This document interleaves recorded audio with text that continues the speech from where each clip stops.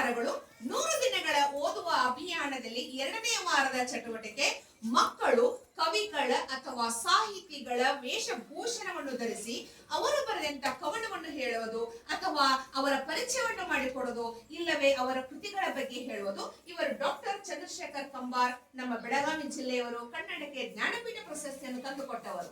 ರಂಬೆ ಕೊಂಬೆಯ ಮ್ಯಾಗ ಗೂಡ ಕಟ್ಟದವರಕ್ಕೆ ಬಲಿತ ಹಕ್ಕಿ, ಗುಡಿನ್ಯಾಗ ಮಲ್ಲಿಗೆವ ಮರಿ ಹಕ್ಕಿ, ದೂರ ದೇಶದ ವಲಸಿಗ ಹಕ್ಕಿಗೂ ಐತಿ ಜಗ ಒಳಗ, ಬನ್ನಿರಿ ನೀವು ನಮ್ಮ ಬಳಗ.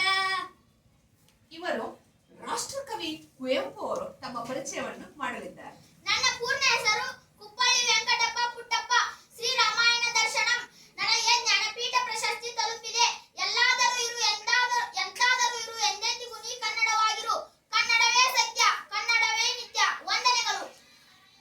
ಶಬ್ದಗಾರುಡಿಗ ದತ್ತಾತ್ರೇಯ ರಾಮಚಂದ್ರ ಬೇಂದ್ರೆಯವರು. ಎಲ್ಲರಿಗೂ ನಮಸ್ಕಾರ. ನಾನು ಇಂದು ದರಾ ಬೇಂದ್ರೆಯವರ ಬಗ್ಗೆ ಕಿರು ಪರಿಚಯ ಮಾಡಲಿದ್ದೇನೆ. ದತ್ತಾತ್ರೇಯ ರಾಮಚಂದ್ರ ಬೇಂದ್ರೆಯವರು ಕನ್ನಡದ ಪ್ರಸಿದ್ಧ ಕವಿ ಹಾಗೂ ಕಾದಂಬರಿಗಾರರು. ಇವರು ವೃತ್ತಿಯಲ್ಲಿ ಶಿಕ್ಷಕರಾಗಿದ್ದರು. ಅವರ ತಂದೆ ರಾಮಚಂದ್ರ ಬೇಂದ್ರೆ, ತಾಯಿ ಅಂಬುಬಾಯಿ. ಇವರು 2ನೇ ಜ್ಞಾನಪೀಠ ಪ್ರಶಸ್ತಿಯನ್ನು ಪಡೆದಿದ್ದಾರೆ. ಇವರ ಕಾವ್ಯನಾಮ ಅಂಬಿಕಾತನಯ ದತ್ತ. ಇವರ ಆತ್ಮಕಥೆ ನಡೆದು ಬಂದ ದಾರಿ. ಕರ್ನಾಟಕದ ಸಂಗೀತ ಪಿತಾಮಹ ಪುರಂದರದಾಸರು. ಗುರುವಿನ ಗುಲಾಮನಾಗುವ ತನಕ ದೊರೆಯದನ್ನ ಮುಕುತಿ, ಪರಿಪರಿ ಶಾಸ್ತ್ರವನ್ನು ಓದಿದರೇನು ವ್ಯಕ್ತವಾಯಿತು ಬಕುತಿ. ಕನ್ನಡದ ಮೊಟ್ಟ ಮೊದಲ ಕವಯತ್ರಿ ವೀರ ವೈರಾಗಿಣಿ ಅಕ್ಕ ಮಹಾದೇವಿ.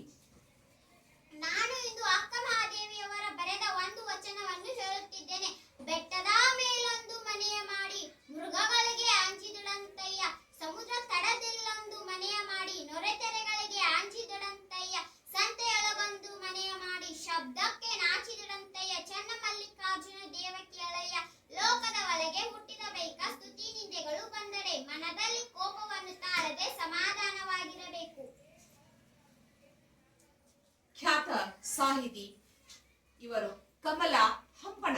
ಕಮಲಾ ಹಂಪನ ಅವರು 28 ಅಕ್ಟೋಬರ್ 1935ರಂದು ದೇವನಹಳ್ಳಿಯಲ್ಲಿ ಜನಿಸಿದರು. ಇವರ ತಂದೆ ಹೆಸರು ಶ್ರೀರಂಗಧಾಮ ನಾಯಕ. ಇವರ ತಾಯಿ ಹೆಸರು ಲಕ್ಷ್ಮಮ್ಮ.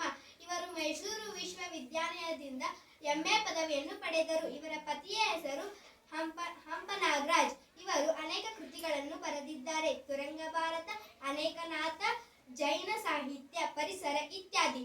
ಇವರಿಗೆ ಸಾಹಿತ್ಯ ಅಕಾಡೆಮಿ ಪ್ರಶಸ್ತಿ, ನಾಡೋಜ ಪ್ರಶಸ್ತಿ, ಕಿತ್ತೂರಾಣಿ ಚೆನ್ನಮ್ಮ ಪ್ರಶಸ್ತಿ ಇತ್ಯಾದಿ ಪ್ರಶಸ್ತಿಗಳು ಇವರಿಗೆ ಬಂದವೆ. ಜೂನ್ 22, 2024ರಂದು ಇವರು ನಿಧನರಾದರು. ಇವರು ಎಲ್ಲ ಬಲ್ಲವರು, ಸರ್ವಜ್ಞ. ಕೊಟ್ಟಿದ್ದು ತನಗೆ ಬಚ್ಚಿಟ್ಟಿದ್ದು ಪರರಿಗೆ, ಕೊಟ್ಟಿದ್ದು ಕೆಟ್ಟಿದ್ದನ ಬೇಡ, ಕಟ್ಟಿದ್ದು ತೆನಬೇಡ, ಮುಂದಕ್ಕೆ ಕಟ್ಟಿಯುವುದು ಬುತ್ತಿ ಸರ್ವಜ್ಞ. ಇವರು ಹೇಳಿ ಯಾರು? ರೈತ. ನಾನು ರೈತ, ದೇಶದ ಬೆನ್ನೆಲುಬು.